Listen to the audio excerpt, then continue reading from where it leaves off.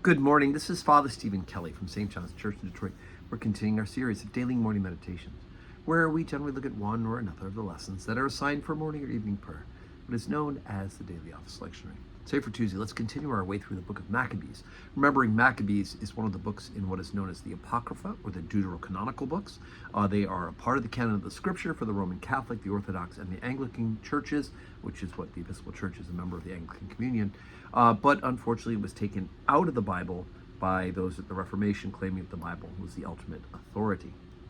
So there it is. And in fact, with the King James Version, FYI, it's called the King James Version because King James authorized this version for use in the Church of England, right? Our mother church. And a Bible that's authorized for use in the Church of England includes the Apocrypha, including the book of Maccabees. So we're going to continue on. Remember, yesterday we talked about how King Antiochus was this decree that all the countries that the Greeks had taken control of had to change their laws and their religious beliefs so that they would be conformed to the Greek beliefs.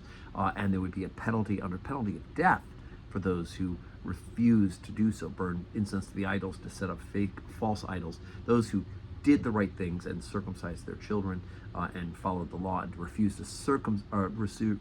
to burn incense to the false gods could be put to death. So that's here, if in fact they're following up 1 Maccabees 1 verses 54 through 64. Now the 15th day of the month, Cheslu, in the 145th year, they set up the abomination of desolation upon the altar and built idol altars throughout the cities of Judah on every side, and burnt incense at the doors of their houses and in the streets. And when they had rent in pieces the books of the law which they found, they burned them with fire. And whosoever was found with any of the book of the Testament, or if any had committed to the law, the king's commandment was that they should put him to death. Thus did they, by their authority, unto the Israelites every month, to as many as were found in the cities.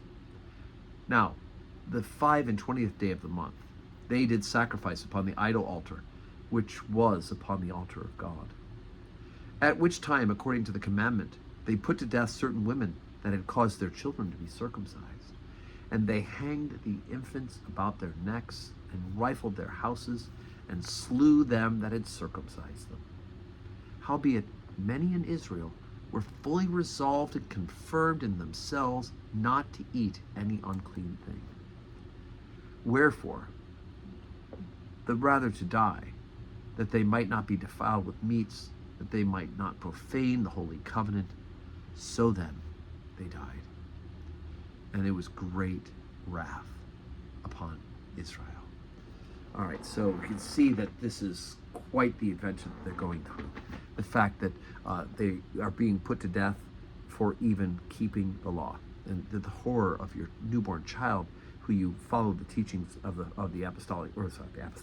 of Moses, and you have the child circumcised, and they kill the child, make you wear it around your neck before they then kill you as well. So you can see that the Greeks were really quite insistent that they were going to wipe out the Jewish religion. And it's gone from yesterday's bad to today's worse. But I promise you, it's going to get better, right? Because we know, in fact, that the Jewish faith was not wiped out. And from the Jews, of course, come the fulfillment of that original covenant, Jesus Christ, the Son of God, right? The great Messiah. So there it is. So today is Tuesday. We do have Holy Communion at 12:15, and we will have evening prayer at 4 o'clock.